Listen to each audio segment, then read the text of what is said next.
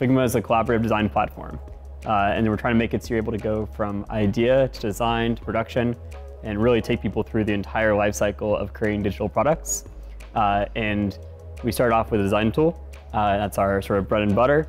Make it so you can create interface designs like apps for your phones, websites, visual materials. And then we also just introduced FigJam, which is a whiteboarding tool.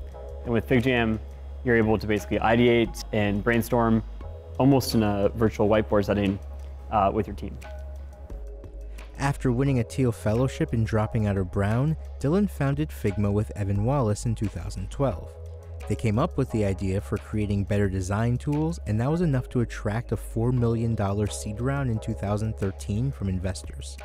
As we started talking to people about the challenges they're facing as design teams, we realized there was just so much opportunity to make a better product for designers and everyone interacting with design processes. It's not enough just to build something anymore. If you want to have software that's really good and people love, you have to make sure that that software is something that is really well designed. Otherwise, you will be displaced. And I think every incumbent over the last 10 years has woken up to this. And design has really become an arms race, and people are hiring designers at a faster rate than ever. And meanwhile, everyone in the organization is realizing that you have to be part of that innovation. And we're seeing many more people start to think about the role of design thinking in their organization and how to make it so they're able to really make innovation a core engine that everyone in the company is a part of. I think the hardest part for me and for others when you bring products to market is not being a perfectionist. And we made this mistake once with Figma. So we started Figma in August 2012. We didn't launch our closed beta until December of 2015. We didn't launch our GA release where anyone could sign up and use it until October 2016. And we didn't actually start charging until summer 2017. And my reflection of that is like we moved way too slow. Some people go, hey, that's amazing. We should do the same thing for our company. I'm like, no, don't do it. And so I think that perfectionism is like the enemy, always. For FigJam, in contrast, we always knew we wanted to do whiteboarding and diagramming in Figma because we saw the use case exist already. People were using Figma as a space for this activity. And with COVID-19, we're like, oh my gosh, this is so important to do right now.